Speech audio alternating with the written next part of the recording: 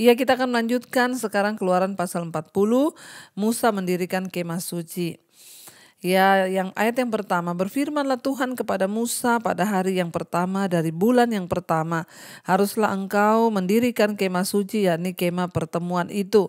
Kau tempatkanlah di dalamnya tabut hukum dan kau pasanglah tabir sebagai penudung di depan tabut, ya di depan tabut itu. Ayat 4, kau bawalah ke dalamnya meja dan taruhlah di atasnya perkakas menurut susunannya. Kau bawalah ke dalamnya kandil dan kau pasang lampu-lampunya di atasnya. 5, kau taruhlah mezbah emas untuk membakar ukupan di depan tabut hukum. Kau gantungkanlah tirai pintu kemah suci. Ayat 6, kau taruhlah mezbah korban bakaran di depan pintu kemah suci, yakni kemah pertemuan itu. 7, kau taruhlah bejana pembasuhan di antara kemah pertemuan dan mezbah itu, lalu kau taruhlah air ke dalamnya. Kita melihat di sini, ya Musa itu sangat hati-hati saudara untuk mentaati perintah-perintah Tuhan sampai ke rincian-rincian yang terkecil. Ya, coba kita perhatikan di sini bahwa Musa ya tidak membuat sesuatu yang serupa. Ya, bayangkan kalau dia tidak melakukan dengan apa yang Tuhan perintahkan, ya bahkan ya saya percaya semua tidak akan berjalan sesuai dengan kehendak Tuhan, maka pasti akan sia-sia. Tapi Musa itu memperhatikan, ya Musa melakukan tepat seperti yang Tuhan suruh. Dan kita pun harusnya meneladani Musa saudara ya. Di dalam ketaatan apapun yang Tuhan suruh, ya kita belajar untuk taat ya. Dan di sana dikatakan ayat yang ke-9 ya, kemudian ambillah kau ambillah minyak urapan dan kau urapilah kemah suci dengan segala yang ada di dalamnya. Demikianlah harus engkau menguduskannya dengan segala perabotannya sehingga menjadi kudus. 10, juga kau urapilah mezbah korban bakaran itu dengan segala perkakasnya. Demikianlah engkau harus menguduskan mezbah itu sehingga mezbah itu maha kudus. Juga kau urapilah bejana pembasuhan itu dengan alasnya dan demikianlah engkau harus menguduskannya. Kemudian kau suruhlah Harun dan anak-anaknya datang ke pintu kemah pertemuan dan kau basuhlah mereka dengan air. Kau kenakanlah pakaian yang kudus pada Harun, kau urapi dan kau kuduskanlah dia supaya ia memegang jabatan imam bagiku. Ya, juga anak-anaknya kau suruhlah mendekat dan kau kenakanlah kemeja kepada mereka. Urapilah mereka seperti engkau mengurapi ayah mereka supaya mereka memegang jabatan imam bagiku.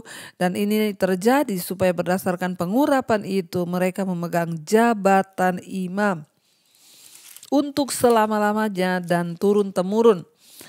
Ayat 16, dan Musa melakukan semuanya itu tepat seperti yang diperintahkan Tuhan kepadanya, demikianlah dilakukannya. Kita melihat ya Musa ya melakukan tepat seperti yang Tuhan delegasikan dan semua tugas-tugas ya dilaksanakan. Dan Allah juga memilih orang-orang lain untuk dipakai bekerja bersama-sama saudara ya. Dikatakan ayat 17, dan terjadilah dalam bulan yang pertama tahun yang kedua pada tanggal 1 bulan itu, maka didirikanlah mezbah suci. Musa mendirikan kemah suci itu, dipasangnyalah alas-alasnya, ditaruhlah papan-papannya, dipasangnyalah kayu-kayu, lintangnya dan didirikannya tiang-tiangnya. Dikembangkannyalah atap kemah yang menudungi kemah suci dan diletakkannya tudung kemah di atasnya seperti yang diperintahkan Tuhan kepada Musa. 20, diambilnyalah loh hukum Allah dan ditaruhnyalah ke dalam tabut. Dikenakannya kayu pengusung pada tabut itu dan diletakkannya tutup perdamaian di atas tabut itu. 21, dibawanyalah tabut itu ke dalam kemah suci, digantungkannya tabir penudung dan dipasangnya sebagai penudung di depan tabut hukum Allah seperti yang diperintahkan Tuhan kepada Musa. Lalu ayat 22, ditaruhnyalah meja di atas kemah pertemuan pada sisi kemah suci sebelah utara. Di depan tabir itu diletakkannya di atasnya roti sajian menurut susunannya di hadapan Tuhan seperti yang diperintahkan Tuhan kepada Musa. Jadi ingat, Musa melakukan semua seperti yang diperintahkan Tuhan. Ya. Ditempatkannya kandil di dalam kemah pertemuan Berhadapan dengan meja itu pada sisi satu kemah sebelah selatan dipasangnya lampu-lampu di atasnya di hadapan Tuhan seperti yang diperintahkan Tuhan kepada Musa. 26 ditempatkannya mesbah emas di dalam kemah pertemuan di depan tabir itu, dibakarnya di atas ukupan dari wangi-wangian seperti yang diperintahkan Tuhan kepada Musa. 28 digantungkannya tirai pintu kemah suci, mesbah korban bakaran ditempatkannya di depan pintu kemah suci, yakni kemah pertemuan itu, dan dipersembahkannya di atasnya korban bakaran dan korban sajian seperti yang diperintahkan Tuhan kepada Musa. 30 ditempatkannya bejana pembasuhan di antara kemah pertemuan dan mesbah itu, lalu ditaruhnya air ke dalamnya untuk pembasuhan. Musa dan Harun serta anak-anaknya membasuh tangan dan kaki mereka dengan air dari dalamnya apabila mereka masuk ke dalam kemah pertemuan, dan apabila mereka datang mendekat kepada mesbah itu, maka mereka membasuh kaki dan tangan seperti yang diperintahkan Tuhan kepada Musa. Didirikannya tiang-tiang pelataran sehingga kemah suci dan mesbah itu, dan digantungkannya tirai pintu gerbang pelataran itu. Demikianlah pintu gerbang pelataran itu, demikianlah diselesaikan Musa pekerjaan itu. Ya, kita melihat pemeliharaan fisik dari kemah suci itu dibutuhkan, ya, bahkan membutuhkan juga daftar tugas yang sangat panjang, dan setiap tugas yang penting bagi pekerjaan di Bait Allah, yaitu Tuhan memilih orang-orang. Prinsip ini penting untuk diingat, ya, ketika Bait Allah itu mungkin sekarang berbentuk gereja, maka kita harus memilih orang-orang yang terbaik, bukan orang sembarangan. Ya, dan ada banyak pekerjaan yang tampaknya tidak penting dan tetapi harus dikerjakan untuk menjaga agar gereja Bait Allah tetap terpelihara, berjalan dengan baik. Ya, dan semuanya adalah kita berdoa minta petunjuk dan tuntunan Tuhan, orang-orang yang terbaik yang Tuhan pilih untuk melayani Dia. Ayat yang ke-34, kemuliaan Tuhan memenuhi mezbah suci. Lalu awan itu menutupi kemah pertemuan dan kemuliaan Tuhan memenuhi kemah suci, sehingga Musa tidak dapat memasuki kemah pertemuan sebab awan itu hinggap di atas kemah itu. Dan kemuliaan Tuhan memenuhi kemah suci. Apabila awan itu naik dari atas kemah suci, berangkatlah orang Israel dari setiap tempat mereka berkemah.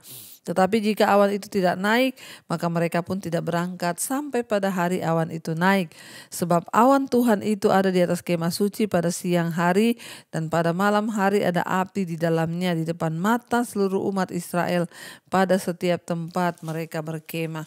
Kita membayangkan, saudara, betapa luar biasa yang Tuhan lakukan, ya, sehingga bangsa itu melihat kehadiran Tuhan lewat kemah suci yang adalah rumah Allah, ya, di dunia ketika mereka membuat. Jadi Allah memenuhinya dengan kemuliaannya. Bagaimana perasaan yang luar biasa meluap tentang kehadiran Allah. Jadi kurang lebih 500 tahun kemudian, Salomo yang akhirnya dipakai Tuhan untuk membangun Bait Allah, ya, menggantikan kemah suci sebagai pusat penyembahan. Allah juga memenuhi bait suci itu dengan kemuliaannya. Namun ketika bangsa Israel mulai berpaling dari Allah, kemuliaan dan hadiratnya juga meninggalkan bait suci. Dan bait suci akhirnya dihancurkan oleh pasukan yang menyerbu, ya. Dan akhirnya kemuliaan Allah akhirnya datang kembali ketika Bait Allah itu dibangun kembali, saudara, ya.